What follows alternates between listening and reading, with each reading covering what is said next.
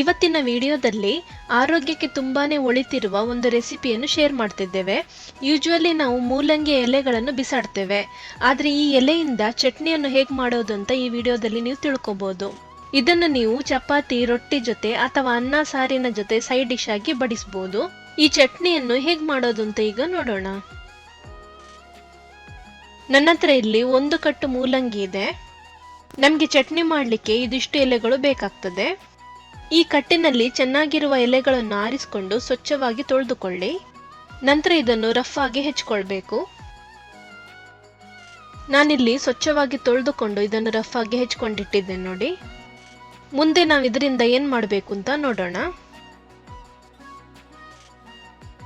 ನಾನೊಂದು ಪ್ಯಾನ್ಗೆ 2 ಚಮಚದಷ್ಟು ಅಡುಗೆ ಎಣ್ಣೆಯನ್ನು ಹಾಕ್ಕೊಳ್ತೇನೆ.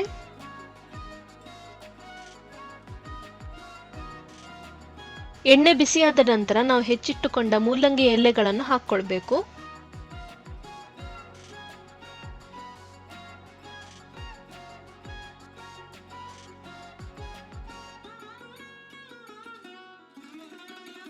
ಇದನ್ನು ಸ್ವಲ್ಪ ಸೆಕೆಂಡುಗಳ ಕಾಲ ಆಚೆ ಈಚೆ ಚೆನ್ನಾಗಿ ಮಗುಚ್ಕೊಳ್ತಾ ಇರ್ತೇನೆ.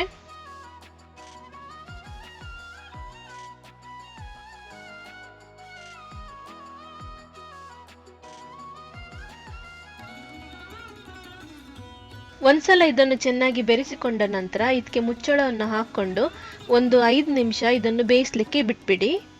ಗ್ಯಾಸ್ನ ಉರಿಯನ್ನು ಮೀಡಿಯಂ ಮತ್ತು ಲೋ ಫ್ಲೇಮ್ನ ನಡುವೆ ಇಟ್ಬಿಡಿ. ಎಲೆಗಳು ಈಗ ಚೆನ್ನಾಗಿ ಬೆಂದಿದೆ. ಈಗ ಗ್ಯಾಸನ್ನು ಆಫ್ ಮಾಡಿಕೊಂಡು ಇದನ್ನೆಲ್ಲ ಒಂದು ಪ್ಲೇಟ್ಗೆ ವರ್ಗಾಯಿಸ್ಕೊಳ್ಬೇಕು.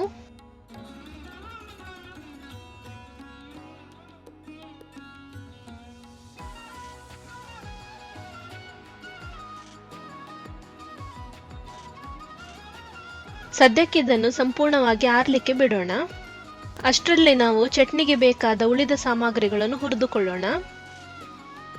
ಈಗ ಈ ಸೇಮ್ ಪ್ಯಾನ್ಗೆ ನಾನು ಪುನಃ 1 ಚಮಚದಷ್ಟು ಅಡುಗೆ ಎಣ್ಣೆಯನ್ನು ಹಾಕ್ತೇನೆ. ನಾವಿದ್ದಕ್ಕೆ ಈಗ 7 ಬೆಳ್ಳುಳ್ಳಿಯ ಎಸಳುಗಳನ್ನು ಸ್ವಲ್ಪ ಜಜ್ಜಿಕೊಂಡು ಹಾಕಬೇಕು. ಸಿಪ್ಪೆ ಸಮೇತ ಹಾಕಿರೋದ್ರಿಂದ ಇದನ್ನು ಜಜ್ಜಿಕೊಳ್ಬೇಕು. ಇದನ್ನು ಸ್ವಲ್ಪ ಹೊತ್ತು ಚೆನ್ನಾಗಿ ಹುರಿದುಕೊಳ್ಳಿ. ನಾನಿದ್ದಕ್ಕೆ 3 ಹಸಿಮೆಣಸನ್ನು ಹಾಕ್ತಿದ್ದೇನೆ. ಹಸಿಮೆಣಸಿನ ಜೊತೆಗೆ ನಾವು ಒಣಮೆಣಸನ್ನು ಸಹ ಹಾಕಬೇಕು. ಹಾಗಾಗಿ 2ರ ಕ್ವಾಂಟಿಟಿಯನ್ನು ನಿಮ್ಮ ಖಾರಕ್ಕೆ ತಕ್ಕ ಹಾಗೆ ಹಾಕಿಕೊಳ್ಳಿ. ಮೂಲಂಗಿ ಸೊಪ್ಪು ಸ್ವಲ್ಪ ರುಚಿಯಲ್ಲಿ ಕಹಿಯಾಗಿರ್ತದೆ. ಹಾಗಾಗಿ ಈ ಚಟ್ನಿಯನ್ನು ಸ್ವಲ್ಪ ಜಾಸ್ತಿ ಖಾರವಾಗಿ ಮಾಡಿದ್ರೆ ಆ ಕಹಿ ನಮಗೆ ಗೊತ್ತಾಗೋದಿಲ್ಲ. ಇದರ ಜೊತೆಗೆ ಸ್ವಲ್ಪ ಬ್ಯಾಡಗಿ ಒಣಮೆಣಸನ್ನು ಹಾಕಿಕೊಂಡು ಚೆನ್ನಾಗಿ ಹುರಿದುಕೊಳ್ಳಿ.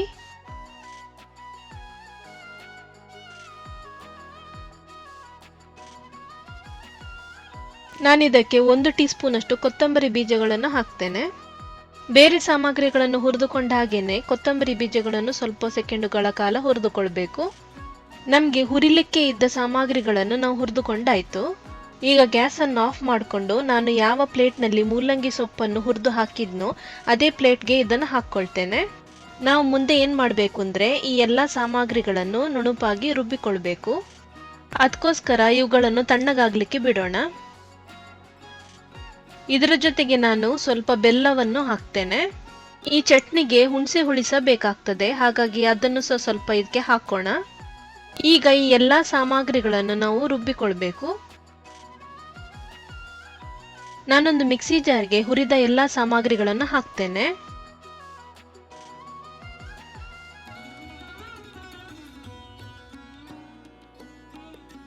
ಮೊದಲಿಗೆ ಇದಕ್ಕೆ ಏನೂ ಹಾಕದೆ ಡೈರೆಕ್ಟ್ ಆಗಿ ರುಬ್ಬಿಕೊಳ್ಳಿ. ನಂತರ ಕನ್ಸಿಸ್ಟೆನ್ಸಿಯನ್ನು ನೋಡಿಕೊಂಡು ಸ್ವಲ್ಪ ಸ್ವಲ್ಪ ನೀರನ್ನು ಹಾಕ್ಕೊಂಡು ರುಬ್ಬಿ. ಇದಕ್ಕೆ ರುಚಿಗೆ ತಕ್ಕಷ್ಟು ಉಪ್ಪನ್ನು ಸಹ ಹಾಕ್ಕೊಳ್ಳಿ. ಇದನ್ನು ರುಬ್ಬಿಕೊಂಡು ನಾವು ಚಟ್ನಿಯನ್ನು ಮಾಡೋಣ. ನೀವು ಈ ಮಿಶ್ರಣಕ್ಕೆ ಒಗ್ಗರಣೆಯನ್ನು ಹಾಕ್ಕೊಂಡು ಇದನ್ನು ಬಡಿಸಬಹುದು. ನೀವು ಇದರ ರುಚಿಯನ್ನು ನೋಡಿದ ಬಳಿಕ ಇದರ ಕಚ್ಚಾ ವಾಸನೆ ಸ್ವಲ್ಪ ಇದೆ ಅಂತ ಅನಿಸಿದ್ರೆ ನೀವಿದನ್ನು ಸ್ವಲ್ಪ ಬಾಡಿಸ್ಕೊಳ್ಬೋದು. ನಾನು ಪುನಃ ಸೇಮ್ ಪ್ಯಾನ್ನಲ್ಲಿ 2 ಚಮಚದಷ್ಟು ಎಣ್ಣೆಯನ್ನು ಹಾಕ್ತೇನೆ. ಇದಕ್ಕೆ ರುಬ್ಬಿಕೊಂಡ ಚಟ್ನಿಯನ್ನು ಹಾಕಬೇಕು. ಇದು ಕಂಪ್ಲೀಟ್ ಆಗಿ ಆಪ್ಷನಲ್ ಸ್ಟೆಪ್, ಇದನ್ನು ಮಾಡಲೇಬೇಕು ಅಂತ ಇಲ್ಲ. ಈ ಚಟ್ನಿಯನ್ನು 2 ನಿಮಿಷ ಬಾಡಿಸೋದ್ರಿಂದ ಈ ಎಲೆಯಲ್ಲಿ ಯಾವುದೇ ರೀತಿಯ ಕಚ್ಚಾ ವಾಸನೆ ಇದ್ರೆ ಹೋಗ್ತದೆ ಅಂತ ಅಷ್ಟೇ. ಕೆಲವೊಮ್ಮೆ ಮೂಲಂಗಿ ಎಲೆಗಳು ಸಂಪೂರ್ಣವಾಗಿ ಬೆಂದಿರೋದಿಲ್ಲ. ಅಂತಹ ಸಂದರ್ಭದಲ್ಲಿ ನಾವು ಈ ರೀತಿ ಮಾಡಬಹುದು. ನಾನು ಚಟ್ನಿ ರುಬ್ಬಿಕೊಂಡ ಮಿಕ್ಸಿ ಜಾರ್ಗೆ ಸ್ವಲ್ಪ ನೀರನ್ನು ಹಾಕಿ ಪುನಃ ಇದಕ್ಕೆ ಹಾಕ್ತಿದ್ದೇನೆ. ಇದನ್ನೊಂದ್ಸಲ ಚೆನ್ನಾಗಿ ಬೆರೆಸ್ಕೊಳ್ಳಿ. ನಾನೀಗ ಇದನ್ನು ಕೇವಲ 2 ನಿಮಿಷ ಬೇಯಿಸ್ಕೊಳ್ತೇನೆ ಅಷ್ಟೇ. ಈಗ ಗ್ಯಾಸನ್ನು ಆಫ್ ಮಾಡಿಕೊಂಡು ಒಗ್ಗರಣೆ ಹಾಕಲಿಕ್ಕೆ ಸಿದ್ಧತೆ ಮಾಡೋಣ. ಒಂದು ಪ್ಯಾನ್ನಲ್ಲಿ ಸ್ವಲ್ಪ ಎಣ್ಣೆಯನ್ನು ಹಾಕ್ಕೊಳ್ಳಿ.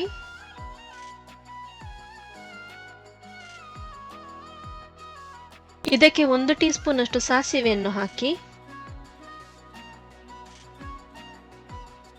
ಸಾಸಿವೆ ಪಟಪಟಿಸಿದ ನಂತರ ಸ್ವಲ್ಪ ಕರಿಬೇವಿನ ಎಲೆಗಳನ್ನು ಹಾಕಿ. ಈ ಚಟ್ನಿಯ ಮೇಲೆ ಇದನ್ನು ಹಾಕಿಕೊಳ್ಳಿ. ಇದನ್ನು ಬೆರೆಸಿಕೊಂಡ ಬಳಿಕ ನೀವು ಅನ್ನ ಸಾರಿನ ಜೊತೆ ಅಥವಾ ಚಪಾತಿ ರೊಟ್ಟಿ ಜೊತೆ ಸೈಡ್ ಡಿಶ್ ಆಗಿ ಬಡಿಸಬಹುದು. ಈ ಚಟ್ನಿಯು ಡೈರೆಕ್ಟ್ ಆಗಿ ತಿನ್ನಲಿಕ್ಕೆ ಅಷ್ಟೊಂದು ಚೆನ್ನಾಗಿರೋದಿಲ್ಲ, ಆದರೆ ಆರೋಗ್ಯದ ದೃಷ್ಟಿಯಿಂದ ಇದು ತುಂಬಾ ಉತ್ತಮವಾದ ಒಂದು ಚಟ್ನಿ. ನಿಮಗೆ ನಮ್ಮ ರೆಸಿಪಿ ಮತ್ತು ಅದನ್ನು ಪ್ರಸ್ತುತಪಡಿಸುವ ರೀತಿ ಇಷ್ಟವಾಗಿದ್ದರೆ ನಮ್ಮ ವಿಡಿಯೋವನ್ನು ಲೈಕ್ ಮಾಡಿ, ಇಷ್ಟವಾಗಿಲ್ಲ ಅಂದರೆ ಡಿಸ್ಲೈಕ್ ಮಾಡಿ. ನಾವು ಮುಂದಿನ ವಿಡಿಯೋದಲ್ಲಿ ಭೇಟಿಯಾಗೋಣ. ಎಲ್ಲರಿಗೂ ನಮಸ್ಕಾರಗಳು.